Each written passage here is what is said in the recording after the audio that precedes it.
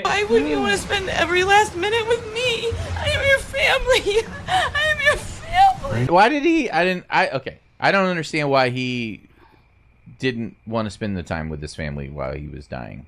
Like, he just didn't want them to see him die. Right. Like, that's not normal.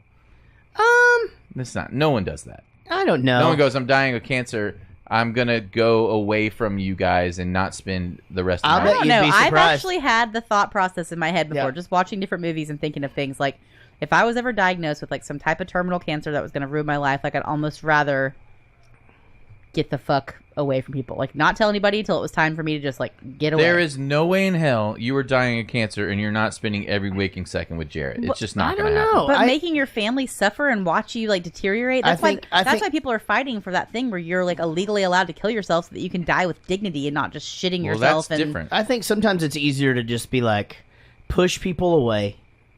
You know, like let them be angry at you rather than so sad and watch and remember you like you are rather than like this just like sick person. Like, but it's I get it, actually. I really do. I think if I was terminally ill and I think it's I've said this before. No one would know if I had cancer. You would not know. I would never tell anybody. Maybe my parents. Maybe if I needed like a ride from the hospital. Would you write him a letter?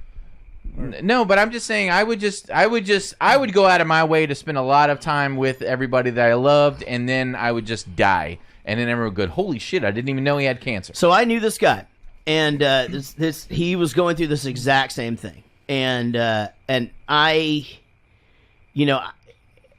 met him late in the process, and I asked him, I was just like, how did you yourself get through this? And he was like, I went skydiving. I went Rocky Mountain climbing. Where you were going with the bucket list. I went 2.7 seconds on this bull named Fu Manchu. And he loved deeper and he spoke sweeter. And he just, the thing that he did is he lived like he was dying, and he hoped that I got that chance one day.